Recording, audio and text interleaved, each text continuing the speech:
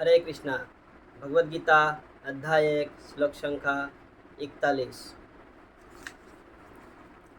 शंकर नरकायव कुलज्ञानम कुलस्य च पतन्ति पितरो लुप्त पिंडोदक क्रिया। यहाँ पे अर्जुन कह रहे अवांछित संतानों की वृद्धि से निश्चय ही परिवार के लिए तथा पारिवारिक परंपरा को विनष्ट करने वालों के लिए नारकीय जीवन उत्पन्न होता है। ऐसे पतित कुलों के पुरखे गिर जाते हैं क्योंकि उन्हें जल तथा पिंड दान देने की क्रियाएं समाप्त हो जाती हैं।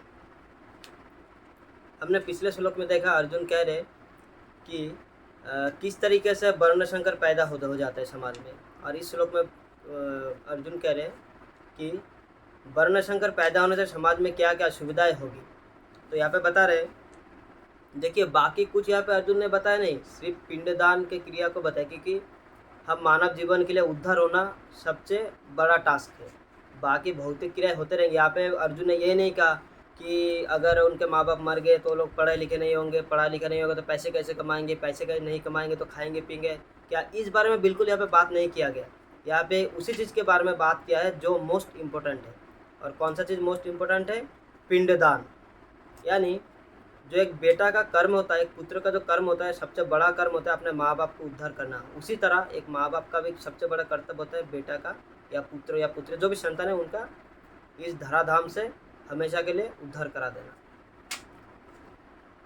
यहाँ पे पुत्रों की बात किया जा रही है। पुत्र यानी पू नामक नरकाय त्रायते इति पुत्र, यानी पू नामक जो नरक है उससे जो आपको मतलब एक तरह से त्रायते मतलब तारण देता है, निकाल देता है, उद्धार कर देता है, उसको ही पुत्र कहा जाता है।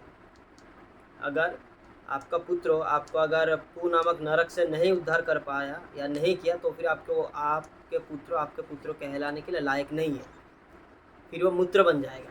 पुत्र का ऑपोजिट होता है मूत्र, क्योंकि मूत्र और पुत्र एक ही जगह से निकलता है। इसीलिए पुत्रों का कर्तव्य होता है कि वो अपने माँ बाप का पिंडदान करे, बड़े बूढ़ों का पिंडदान करे ताकि उनका उद्धार हो जाए।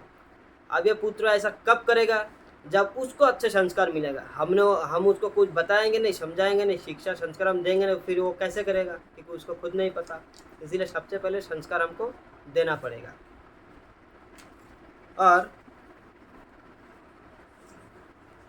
इसीलिए संस्कार जो है सबसे ज़्यादा ज़रूरी है।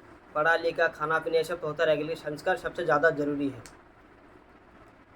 देखिए समाज में हम मॉडर्न एजुकेशन में सिर्फ हम लिटरेसी बढ़ रहा है सोसाइटी में, लेकिन शिक्षित नहीं हो रहे। शिक्षित होना और पढ़े लिखे होने में फ़र्क है। पढ़े लिखे होकर आप नाम लिख सकते हैं, पढ़ सकते हैं, लिख सकते हैं, बहुत बिल्डिंग बना सकते हैं, इंजीनियर बन सकते हैं, साइंटिस्ट बन सकते हैं, लेकिन मोरल वैल्यू के लिए आपको एक्चुअल में शिक्षित होना पड़ेगा। पढ़े लिखे होने से कोई काम नहीं होगा। आजकल सोसाइटी में हम लोग देखते हैं सब पढ़े लिखे लेकिन शिक्षित कोई नहीं है। इसीलिए सब पढ़ लिख लेते हैं और अमेरिका चले जाते हैं, जापान चले जाते हैं, बहुत दूर दूर देश में नौकरी करते हैं, लाखों करोड़ों कमाते हैं, लेकिन यहाँ पे माँ बाप ओल्ड एज होम में रहते हैं, वृद्धाश्रम में रहते हैं। ऐसे उनको देखने वाला भी कोई नहीं होता। उनको यहाँ तक मरने समय में पानी तक नसीब नहीं होता, क्योंकि अचानक से कभी मौत होता है तो इतना दूर से आने में, या बीमारी होकर मरते इतना दूर से आने में कितना टाइम लगता है, उनको पानी तक नसीब नहीं होता। उनको कंधा देने के लिए भी बाहर से लोग मंगवाने पड़ते हैं, किराए के लोग आते आकर कंधा देते हैं। तो इससे ज़्यादा बदकिस्मती आज के सोसाइटी के लिए कुछ भी नहीं है, चाहे आप कितना भी एडवांस क्यों ना कर ले बाकी भौतिक चीज़ों में। इसीलिए संस्कार सबसे ज़्यादा ज़रूरी है।